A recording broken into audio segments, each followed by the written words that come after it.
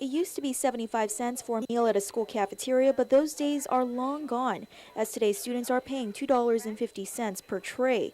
Department of Education Deputy Superintendent of Finance and Administrative Services, Tolling Taitano, says compared to last year's $8 million contract, food services provider Sodexo is asking for a 40% increase.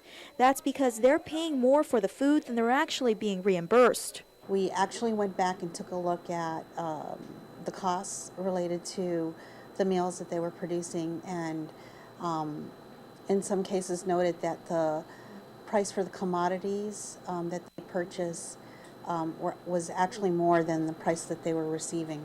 And Sodexo was charging DOE $4.50 per plate, says DOE Federal Programs Administrator Ike Santos.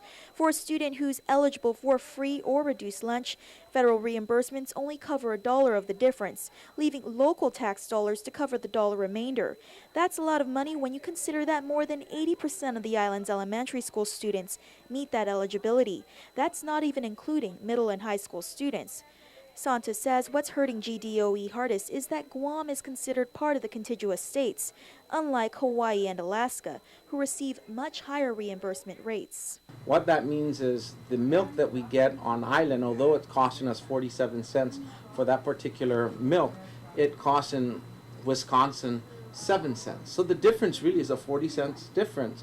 And although we get our milk through Defense Logistics, which is basically from the commissary and what our men and women in uniform would eat or drink, it's still costly to package and bring it over to Guam. Santos says GDOE is working to conduct a study with the University of Guam to determine the true cost per meal for not only public schools but all entities that receive federal funding from the Child Nutrition Program, including DODEA, the Department of Youth Affairs, and all private schools and child care centers.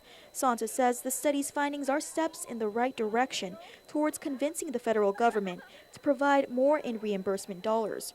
Reporting for Guam's News Network, I'm Crystal Paco.